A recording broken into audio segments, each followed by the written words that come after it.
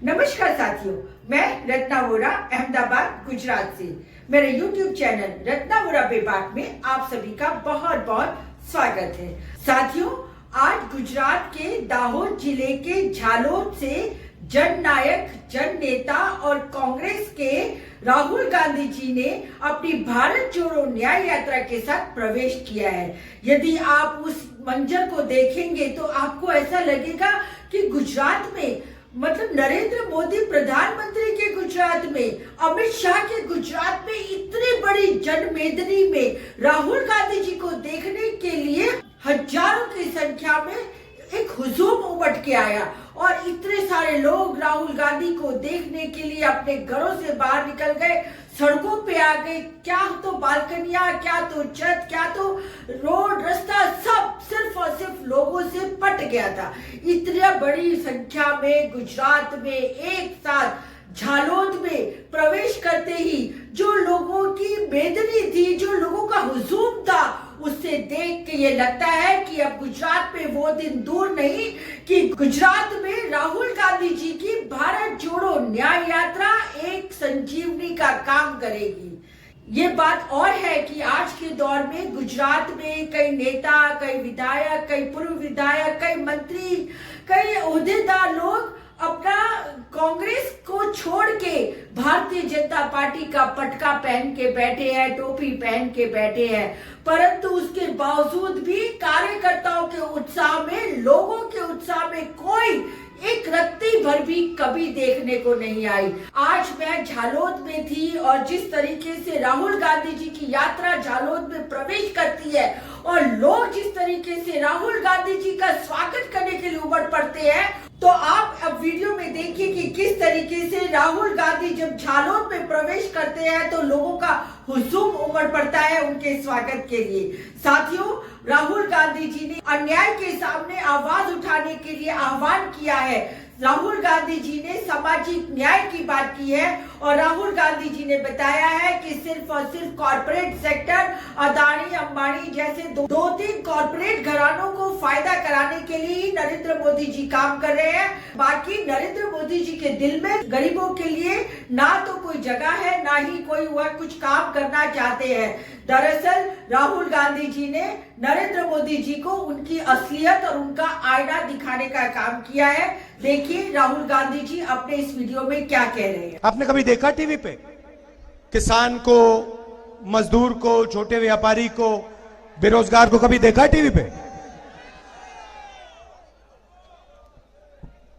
तो हिंदुस्तान में 50% पिछड़ा वर्ग है, जानते हो आप?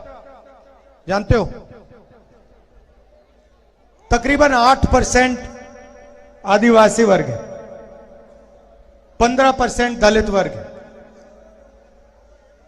कितना हुआ? 50, 15 और 8 कितना हुआ?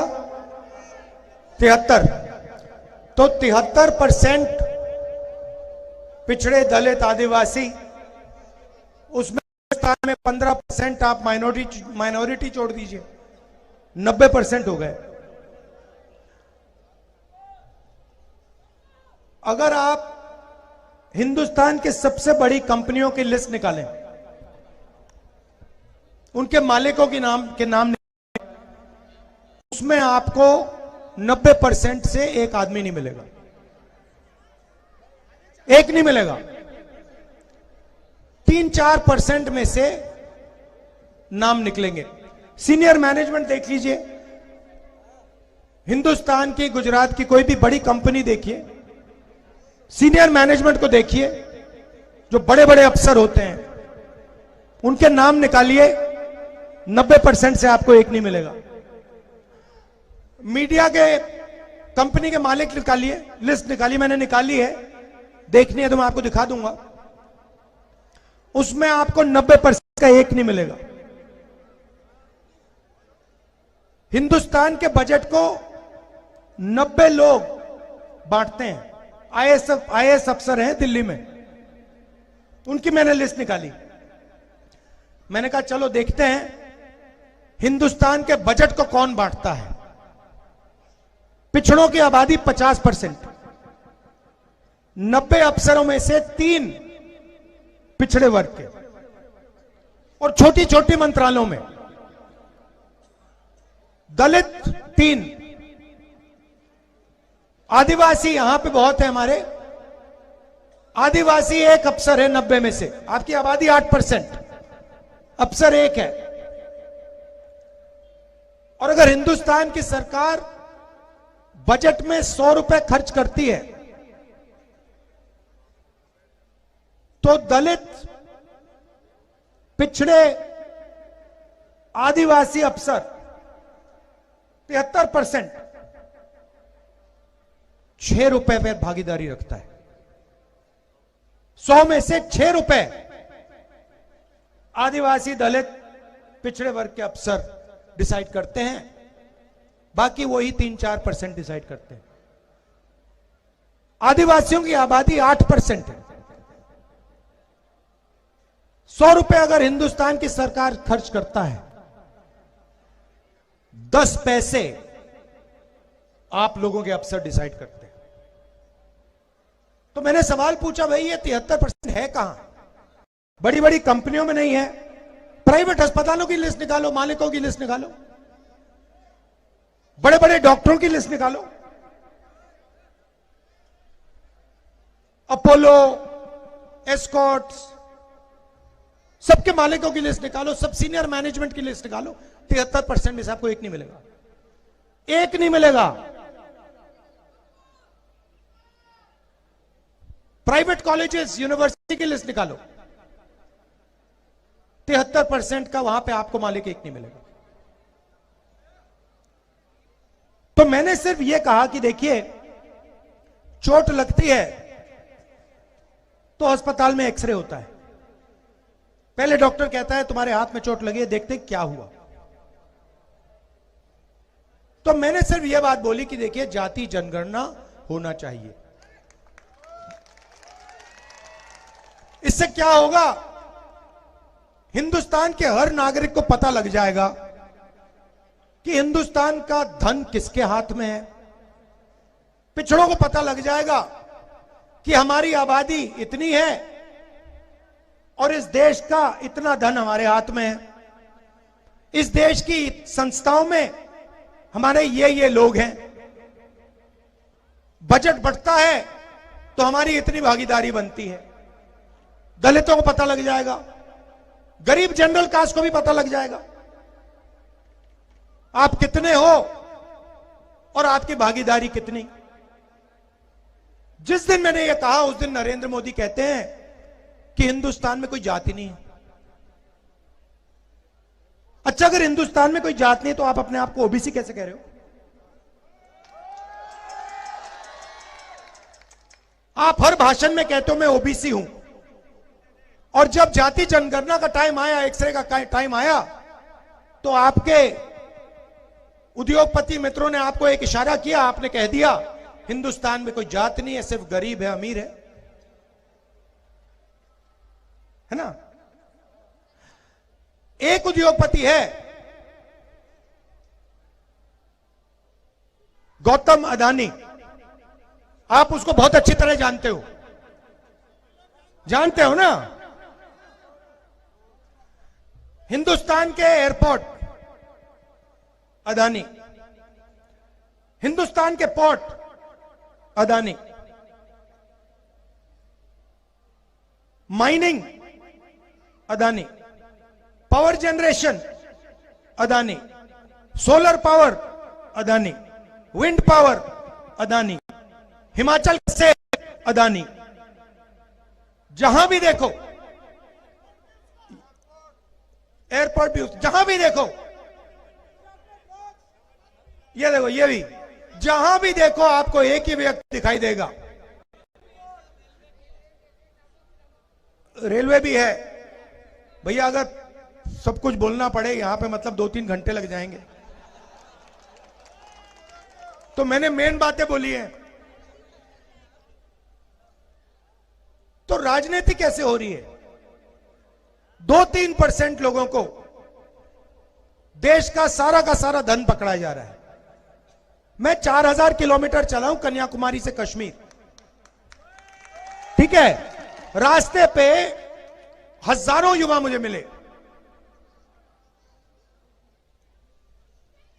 सबसे बड़ा मुद्दा हिंदुस्तान में बेरोजगारी है। इस देश में युवाओं को रोजगार मिल ही नहीं सकता, यह सच्चाई है। पहला मुद्दा बेरोजगारी, दूसरा मुद्दा महंगाई। इस देश में युवाओं को रोजगार मिल ही नहीं सकता, कुछ भी कर लो। क्यों? क्योंकि जीएसटी लागू की, नोटबंदी लागू की। भैया आपने शर्ट खरीदी, कितने की खरीदी? ये आपका नाम क्या है? 1200 की खरीदी। जीएसटी कितनी दी आपने? देखो आप जानते भी नहीं हो। आपके जेब में से पैसा उठा के ले गए, आपका बटुआ उठा के लेके भाग गए, आपको मालूम भी नहीं पड़ा, पता भी नहीं लगा। मैं बताता हूं, 18%।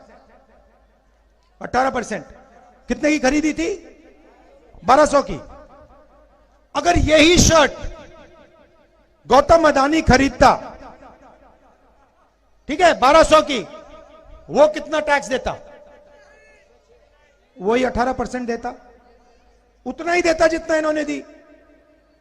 इनकी आमदनी 20,000 रुपए, 50,000 रुपए, उनकी आमदनी लाखों करोड़ रुपए, यही उतना टैक्स दे रहा जितना आपके जेब में से पैसा जा रहा है। 73% के जेब से पैसा निकल रहा है। देश की रक्षा का पैसा कहां से आता है? आपके जेब से आता है। शिक्षा का पैसा कहां से आता है? आपके जेब से आता है। स्वास्थ्य का कहां से आता है? आपका आता है। बीमा योजना का पैसा कहां से आता है? आपके जेब से आता है। जाता कहां है? सीधा आपके जेब में से निकल रहा है। और जैसे इन्होंने बोला, भैया मुझे मालूम ही नहीं कितनी जीएसटी दी मैंने, मुझे मालूम ही नहीं। सीधा अदानी जी की जेब में, बड़े बड़े उद्योगपतियों की जेब में। आपने राम मंदिर का इनॉग्रेशन देखा? सबने देखा। राष्ट्रपति आदिवासी है ना, उनका चेहरा आपने देखा टीवी पे? क्यों? उन्होंने क्या गलती की? आदिवासी है इसलिए अंदर नहीं जाने दिया। अंदर सिर्फ आरएसएस वाले थे। आपने वहां पे अंदर कोई किसान देखा? गरीब ये कोई देखा? मजदूर देखा? पिछड़ा, दलित, आदिवासी ना। 73% का उसके अंदर एक आदमी नहीं था। अदानी जी देखे, अंबानी जी देखे, बॉलीवुड देखा आपने? पूरा का पूरा बॉलीवुड देखा उसके अंदर? बड़े बड़े क्रिकेट के खिलाड़ी देखे? गरीब एक देखा आपने? तो फिर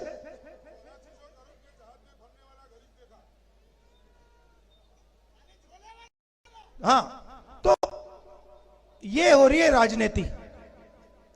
इसीलिए हमने भारत जोड़ो न्याय यात्रा शुरू की है। इसीलिए हम 4000 किलोमीटर चले। आप कहोगे भाई 4000 किलोमीटर चलने की क्या जरूरत, ये हमारी बात ही नहीं रखते। कुछ भी कर लो मीडिया वाले, जो देश के मुद्दे हैं कभी रखते ही नहीं है। बस भैया साहब, अगर भैया देखो, अच्छा मीडिया है किसका? मोदी जी का नहीं है, बड़े बड़े उद्योगपतियों का है। आप जानते हो नरेंद्र मोदी जी ने हिंदुस्तान के 100 सबसे बड़े उद्योगपतियों का कितना कर्जा माफ किया? 16 लाख करोड़। 16 लाख करोड़। अगर भैया कांग्रेस पार्टी 50 उद्योगपतियों का 16 लाख करोड़ रुपया माफ कर देती तो 24 घंटे आपको कांग्रेस पार्टी मीडिया पे दिखती। हमारी राजनीति किसान की है, मजदूर की है, गरीबों की है। 1 मिनट नहीं दिखते हम लोग। नरेंद्र मोदी जी की राजनीति अरबपतियों की मदद करने की है। 24 घंटा दिखेंगे, उनका है वो टीवी, आपका थोड़ी है। पहले रास्ते थे, 73% के रास्ते थे। कौन से रास्ते थे? पब्लिक सेक्टर था, BHEL, HAL, ये संस्थाएं थी। किसी को दिल में देशभक्ति थी तो कहते थे भैया आप जाके सेना में जाइए, एयरफोर्स में जाइए, नेवी में जाइए। वो भी रास्ते रोक दिए। पब्लिक सेक्टर को एक के बाद एक प्राइवेटाइज कर रहे हैं। और अग्निवीर योजना तो आपने बहुत अच्छी तरह समझ ली है, देख लिया है। दो तरीके के शहीद हैं अब, एक रेगुलर आर्मी वाला और दूसरा अग्निवीर। दोनों एक साथ लड़ेंगे, दोनों एक साथ लड़ेंगे।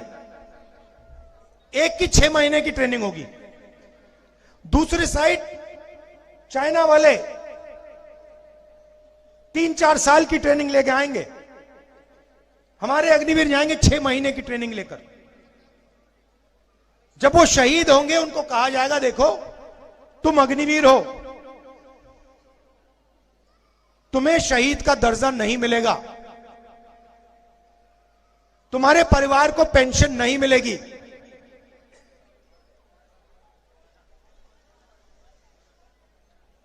वो ठीक से लड़ेगा क्या? सवाल नहीं उठता।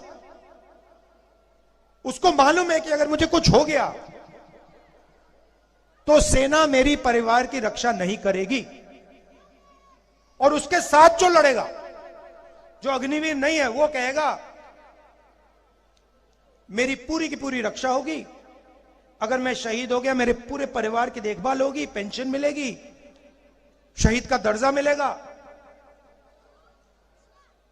तो नतीजा आपको मालूम है। अग्निवीर क्यों आया? कारण क्या है? क्या कारण है? मैं बताता हूं। ट्रेनिंग का बजट कम करना है, पेंशन का बजट कम करना है, और वो जो पैसा ट्रेनिंग और पेंशन में जाता था वो हथियार खरीदने में डालना है। हथियार के इंडियन डिफेंस के सारे कॉन्ट्रैक्ट देख लो, ड्रोन के कॉन्ट्रैक्ट देख लो, हथियार के कॉन्ट्रैक्ट देख लो, सारे के सारे एक ही व्यक्ति को जा रहे हैं। नई राइफल आ रही है, इजराइल में बनती है, अदानी जी का जॉइंट वेंचर है, यहां पे बेचेंगे, आर्मी को बेचेंगे, सीधा पैसा आएगा। पहले कारतूस इंडियन ऑर्डिनेंस फैक्ट्री बनाती थी, अब आने वाले समय में गोला बारूद कारतूस अदानी जी बनाएंगे, राइफल अदानी जी बनाएंगे, हिंदुस्तान की आर्मी खरीदेगी। इंटरनेट पे जाओ, मेरी बात मत मानो, इंटरनेट पे जाओ, अदानी डिफेंस लिख लो, उसमें देख लो कहां की राइफल बन रही है, कौन सी राइफल बन रही है, ड्रोन कहां का है, कैसे बेच रहे हैं, सब लिखा हुआ है वहां पे। तो ये हो रहा है देश में। जनता को बांटते हैं, नफरत फैलाते हैं, एक धर्म को दूसरे धर्म से लड़ा देंगे, जात को जात से लड़ा देंगे, भाषा को भाषा से लड़ा देंगे, नफरत फैला देंगे, और फिर उसके बीच में आपका सारा का सारा धन सीधा वहीं 2-3 लोगों की जेब में चला जाए। यह लड़ाई है। यह कांग्रेस पार्टी और बीजेपी के बीच में फर्क है, यही लड़ाई हो रही है। आपने हमारा यहां इतने प्यार से स्वागत किया, यात्रा में आपने अपनी शक्ति दी। अगले दिनों में मैं आपसे मिलूंगा, बहुत टाइम मिलेगा मिलने के लिए, सेल्फी लेने के लिए, हाथ मिलाने के लिए। आप सबका दिल से धन्यवाद करना चाहता हूं। नमस्कार, जय हिंद। तो साथियों, देखा किस तरीके से राहुल गांधी की यात्रा गुजरात में प्रवेश कर चुकी है। अब यह यात्रा दाहोद से गोधरा, पंचमहाल, नर्मदा, भरूच, सूरत और नवसारी डिस्ट्रिक्ट होते हुए 7 डिस्ट्रिक्ट कवर करेगी। 400 किलोमीटर की यात्रा है और ये 4 दिन तक गुजरात में यात्रा चलने वाली है। मेरा सभी भाइयों बहनों से जो गुजरात में रहते हैं वे सामाजिक न्याय की लड़ाई लड़ने के लिए, वह अन्याय के खिलाफ लड़ने के लिए भारत जोड़ो न्याय यात्रा में जुड़िए और साथ में अपने हक की लड़ाई खुद लड़िए।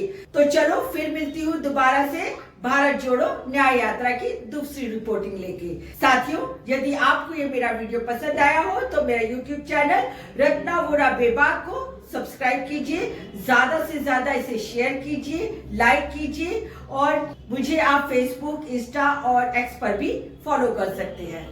नमस्कार।